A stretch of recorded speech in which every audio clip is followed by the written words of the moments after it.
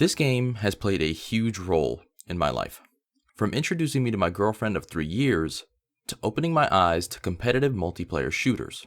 That's why this video is going to be so difficult for me to make, because I have such fond memories that make me so incredibly sad about where the game is today and the direction that it's been heading in for a while. But I should probably start with how I found out about Apex and why I started playing it in the first place. February 4th, 2019. This was the day I found out about Apex, and coincidentally, it was also the day that the game was released. That morning, I woke up and tuned into Shroud's stream, only to see a countdown being displayed on his screen. Here we go! First look! Living Legends! Sorry, okay. After watching the reveal, it was announced that the game would be free and was out now for everybody. So, I got on my Xbox and downloaded it. Looking back on this moment with the knowledge that I have today, I realized that this one single decision changed my life forever. As throughout the years to come, I'd meet some of my best friends and even my girlfriend on the game, like I said in the intro. And because of this game, I ended up flying all the way across the country to meet them in person. Something I would have never even foreseen happening when I hit the download button. So how do I feel about the game as of today? Well, let's just say I haven't been on the game in over a year due to the disastrous balance changes, EA's greed, and most importantly, Respawn's lack of love and care that they used to have for their game.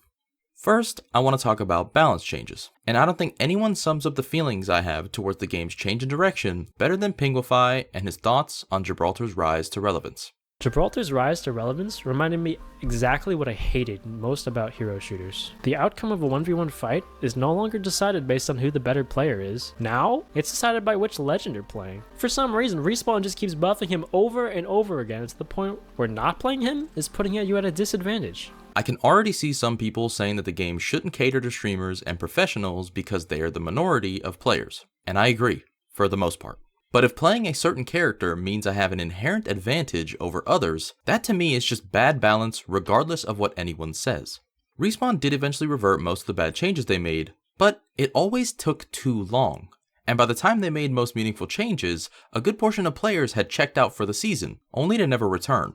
This has been a trend with the Apex devs. They would make a change that players hated, leave it in the game for months until the next season, then revert said change because their data showed it wasn't healthy for the game, even though they were told this by the players on day one.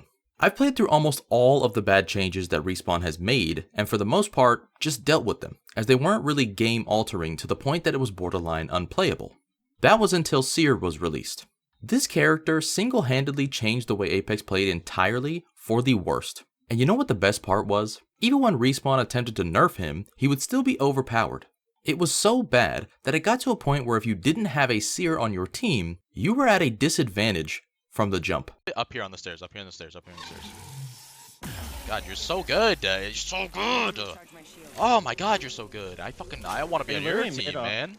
Holy shit, you're so good. My next point, everyone already knows about. And that point is greed. Sorry, greed, as Macro put it. EA knows that Apex is their cash cow. But instead of treating it like Epic Games treats Fortnite by adding in new modes, maps, and just overall better content to justify the pricey cosmetics, EA said, to hell with that. Our players never mattered, and we only need them around to consume our slop. On day one, Apex had only one type of viable currency. That was Apex coins. These would get you the Battle Pass, Apex packs, event cosmetics, and even the all too expensive heirlooms. Apex also has two other currencies known as crafting medals and legend tokens. Crafting medals are used to craft skins you wanted, but didn't have. Legend tokens are used for buying characters, aka legends, and recolors of skins that you already owned for said legend. This for the most part was a good system that most people who played enjoyed. But more recently the system has changed as EA has gotten more daring. First, instead of character-based heirlooms that actually had a reason within lore for existing in the game, they said screw that and made a new type of heirloom that is universal to all legends. You may think that's great, until you realize that they added another viable currency called exotic shards in order to get these heirlooms. Oh, and on top of that, the old legend-based heirlooms started getting recolors so that they could sell them to players a second time for the same low price of 140 US dollars. Tell them about the shotgun skin. Oh yeah, thanks for reminding me. Apex even recolored a Battle Pass Tier 100 reward and sold it for, you guessed it, $140.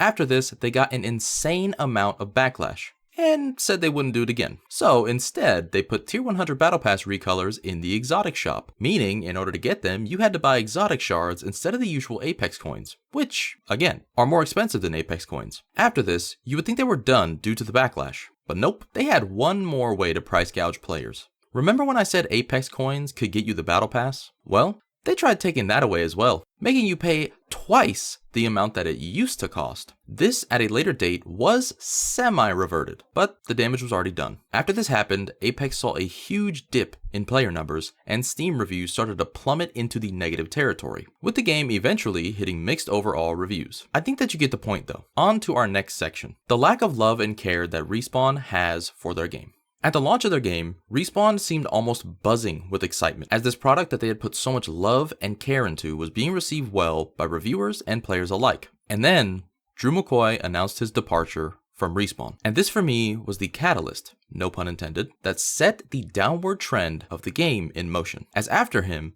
many other high-level devs started leaving as well. It's my personal belief that when these devs left, the passion and soul that Apex was made with left with them, as most, if not all, of the original creators of the game are no longer at Respawn. Now, with all that being said, I have still yet to talk about cheating.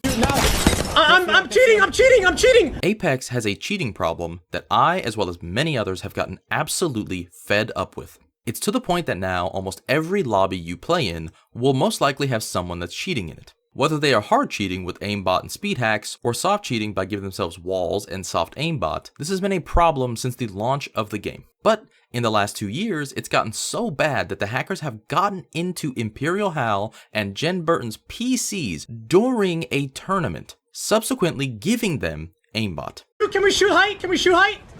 Yeah, shoot now. I'm cheating! I'm fucking shit, I got aimbot, I have aimbot! Oh no. You gotta leave the game, bro. You gotta leave the game. Wait, what the fuck? Don't worry about it. I'm getting hacked. But I know. Sure. Can you play the game? bro, I'm getting hacked. I know, but can you play? Yeah, but it's cheating. So, the best way that I can explain the severity of this issue is that if nothing else in this video ends up killing their game off for good, the cheaters most certainly will. The worst part of all of this is while cheating with actual hacks is plaguing the game, another type of cheating is running rampant in ranked, and that is none other than boosting.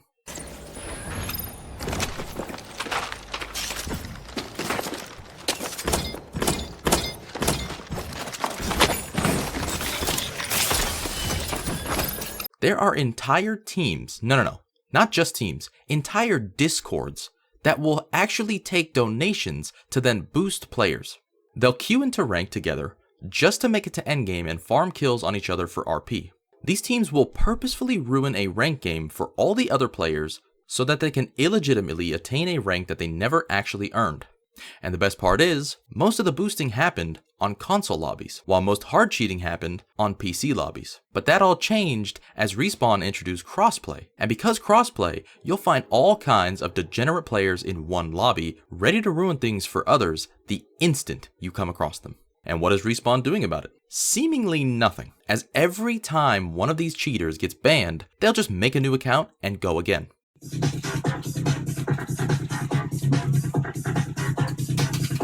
Which in turn makes us, the normal players that just wanted to grind ranked, quit altogether. As players, we just want to see the game handled with the same passion that we have for it. And ever since the original devs started leaving, it feels like Apex is just a shell of what it used to be, only kept around by EA to gouge every last penny from the player before EA inevitably pulls the plug and moves on to their next project. After all I've said in this video, I'm still left with one question. If the creators of the game we love so much seem to have lost their passion for it altogether, why should we, the player, still care? This video was very, very hard to make, as, like I said at the beginning, this game has a very soft spot in my heart, but it had to be done. That's the story of EA and the mismanagement of Apex Legends. I obviously didn't cover every little detail, as if I did, we would be here for hours. But let me know if you agree or disagree with me in the comments below. Also, if you think there's something that I missed, put it down in the comments as well. And if you enjoyed my video, leave me a like and consider subbing, as it helps me out a ton. Anyways, with all that out of the way, shout out to my channel members, Jace and Neverless Raven, I love y'all. Have a good day. See you in the next one. Goodbye.